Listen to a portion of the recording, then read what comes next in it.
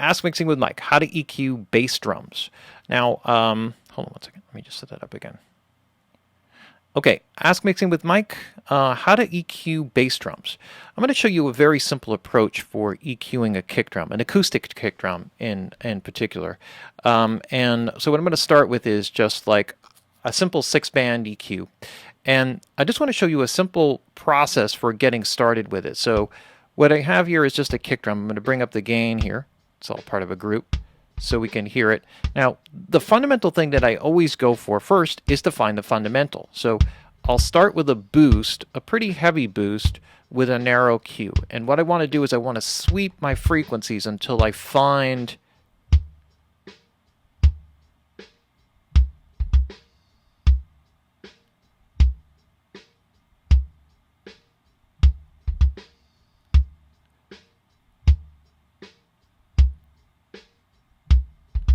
so right around 64 seems to be where it is. And the idea here is that what I want to do is I can leave some of that boost, but the idea of finding where the fundamental is gives me a focal point that is going to be the most solid in terms of working with the kick drum.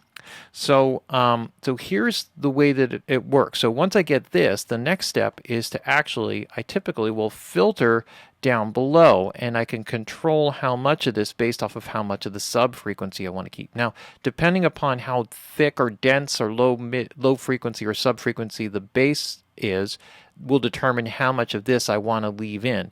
But by kind of cutting in a little bit, I can actually focus some of that low end energy. And you could hear how it kind of tightens it up a little bit. And this gives me some containment. It gives me the ability to kind of decide how much I want to do this. I can also skew this by, so I can kind of go anywhere from being really tight here by playing with my Q on that. And then the other end, the next step is to kind of work in and kind of dip the low mid frequencies. And what this will do is a kind of a common thing to go somewhere around 200. You always get this sort of boxiness that comes in a kick drum. But this also helps to shape where the kick drum is, right, the particular low frequency, and you can hear the difference. So it sounds like it has more low end, and I can set the amount of body here now with this band with the Q control. So if I want more body, rather than adding more, what I could do is I can widen the Q and it'll spread out the amount of low end. Or I can focus it. So it gives the effect like I'm adding more low end, but what I'm doing is I'm just creating the width of the low end.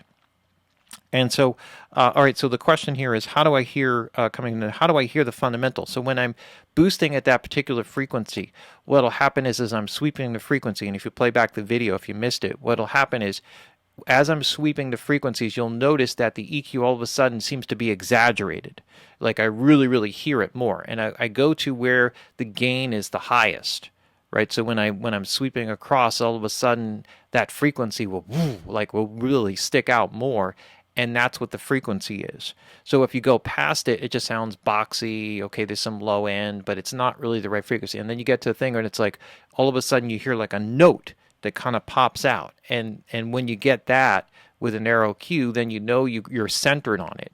And this way, when I boost or widen the Q, from there, what happens is that I'm working from the central fundamental frequency, and then I can decide how much.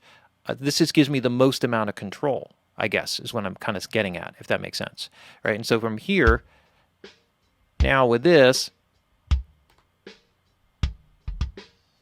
right, so you can hear how unfocused that is. Right? So this has a focused low end here. And then sometimes if there's, like in this particular case, it seems like there's also a bit of a boxiness somewhere around 500. So I could do a little bit of a dip there. And then maybe to bring out some of the presence, I could even shelf up a little bit,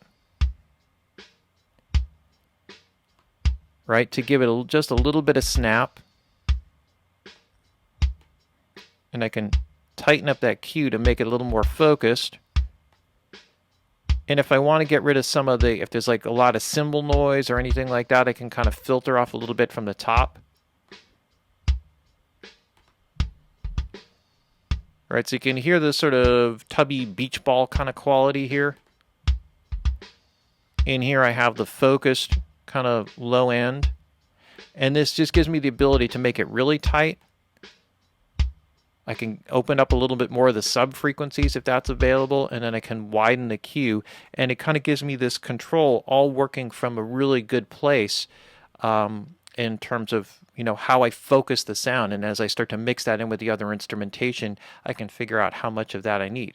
But by filtering these sub frequencies, focusing the fundamental, dipping a bit of the low mids, what happens is the bass fills that sound out really, really well, and that's like a perfect transition. So that's kind of the basics for working with a kick drum EQ. So that's kind of how you would get started, and it's basically a good fundamental approach, especially with acoustic kick drums, because acoustic kick drums have a lot of other acoustic energy, which is not always so focused, and depending upon the quality of the miking techniques and whether any equalization was put in, it may or may not work. So the other question real quick here is, does this work with program drums? And yes, it does. You may be a little bit less, more or less exaggerated with it, because typically program drums are actually already somewhat processed in that way, so they may be focused, but you can apply these same exact methods to help shape that even a little bit farther, right? So that does work, right? So anyway, there's our Ask Mixing with Mike. How do we cue acoustic bass drums?